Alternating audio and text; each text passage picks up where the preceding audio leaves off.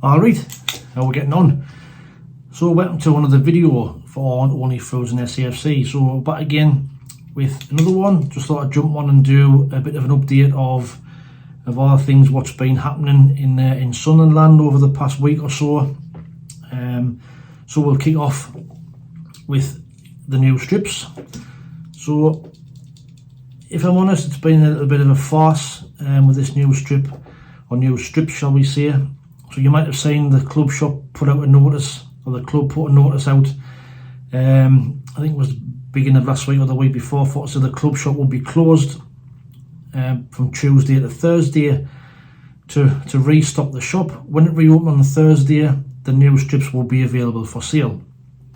They then got to 2 days later, then put another notice out to say that they won't be available until the 12th of July.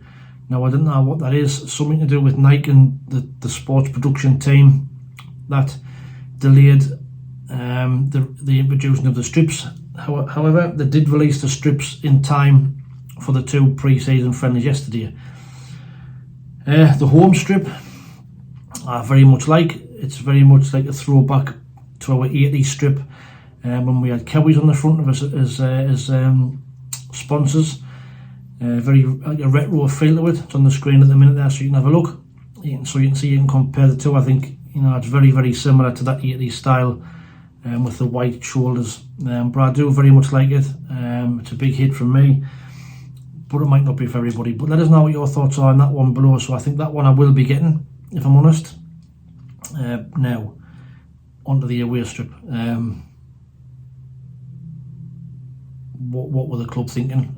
In my opinion, this neon style pink effort, I think it's absolutely disgusting. Having said that, that's just my personal opinion. I've seen a bit mixed bag of reports on social media over the last few days. Some people like it, some people hate it. You can see it on the screen. Wow, neon pink and purple. I don't know, lost for words really, but it's not for me, shall I say. So I don't think I will be buying that. But let me know what your thoughts are in the comments below. Were you at the game yesterday? Is it one of those that looks better when you see it in the flesh? I've only seen online pictures of it. I wasn't at the game yesterday, so if anybody was at that game yesterday, excuse me, if anybody was at the game yesterday and you saw it live, does it look better on? Let us know what you think, or if you like it or don't like it. On to the 2 games then. So first of all, we went to South Shields for an early kick-off. I think it was 12 o'clock, where we took a strongish side to there. We had Patterson in goal. We had Gooch as captain, young lad Carl Crompton, O'Nien, Taylor, Mateti, Ekwa, Lahaji, Abdullah Bar, Jack Clark, and our new number 9, Hemia Semedo. It was a decent game. We ended up running out 4-3 winners. Game full of goals, typical pre-season friendly really. But it was a good workout. It was good to see the lads back in action. Good to see our new number 9 get an early goal, get on the score sheet in his first game. Young Chris Rigg also got on the score sheet as well. I think he scored the winner. But if you haven't seen the goals from that game, here they are now. Let's have a look. We'll stick the video on so you can have a look at them.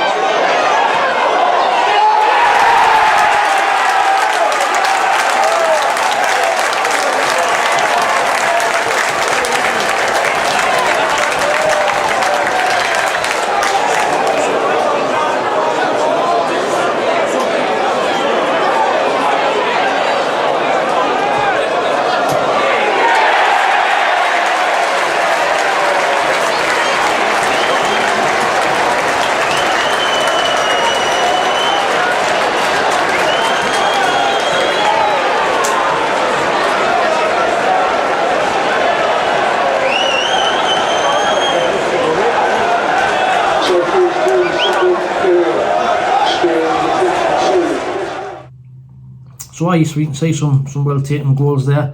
Like I say, and we ran out 4-3 winners. We then went on to Gateshead yesterday afternoon, where again another strongish side. Gateshead, a team doing well. They had a good season last season. They've had some decent buys as well, from what I can gather. And I think they took a 2-0 lead, didn't they? But the team that we put out, we had Bass in goal. We had Hume, Johnson, Ballard, Anderson, Huggins, Dan Neil, Joby Bellingham, Roberts, Pritchard and Jefferson Bennett with the starting lineup. Like I said, I think Gateshead went 2-0 up. Dan Neil then scored, and then I think Niall Huggins scored, which was great to see him back on the pitch great to see him back on the pitch, looking fit again. And then I think young Michael Spellman might have come on and getting the winner. But again, if you haven't seen them, here's the goals from the 3-2 win against Gateshead in our lovely purple strip, neon pink, whatever it is.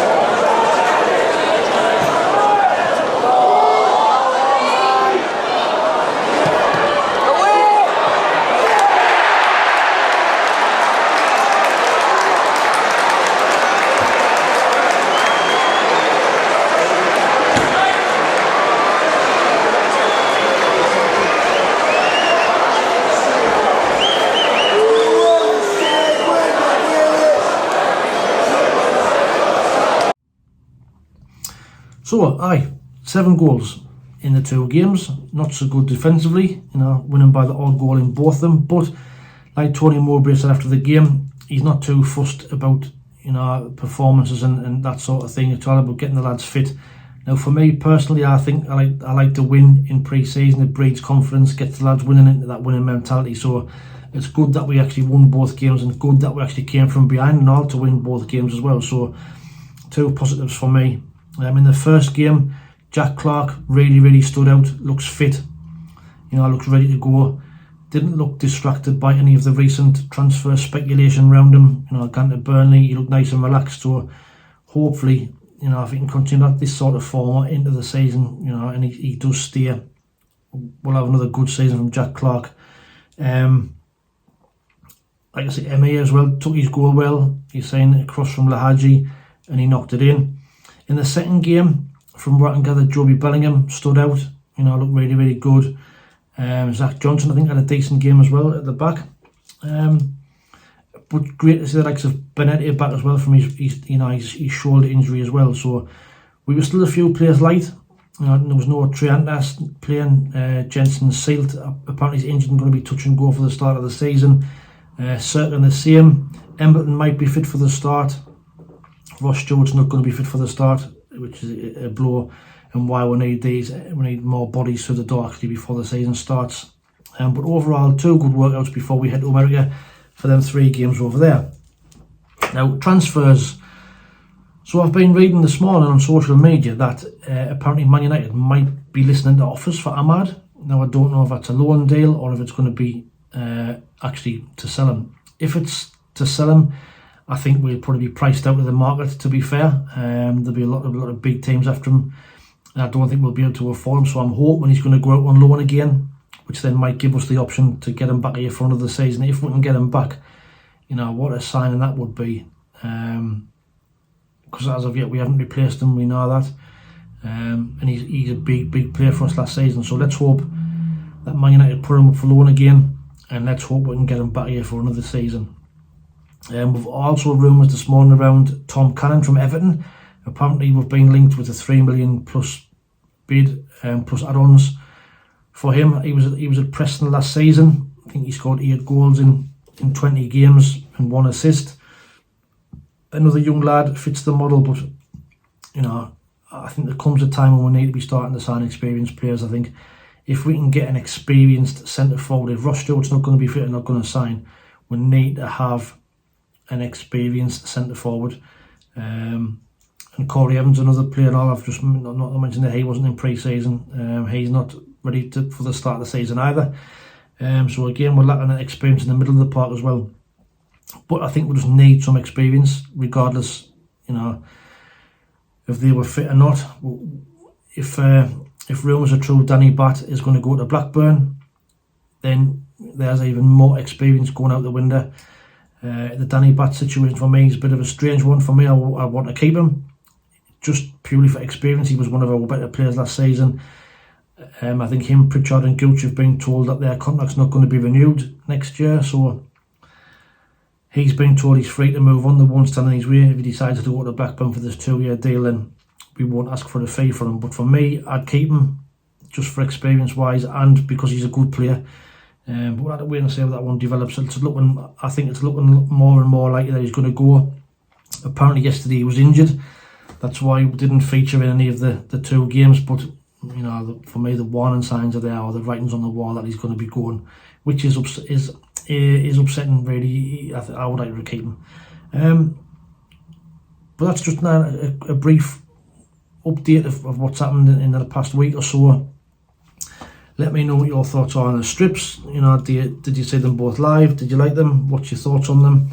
What were your thoughts on the 2 games yesterday? If you were at either one, who stood out? Who looked, ready for the season? Who do you think that maybe is not good enough and we could loan out or sell? And transfers. I didn't know too much about this Tom Cannon, but I'll do some research and I can see if I can find some more info on him. I didn't really see much of him last season, if I'm honest. I didn't even know he was on loan at Preston, so we know we've missed out on Sims.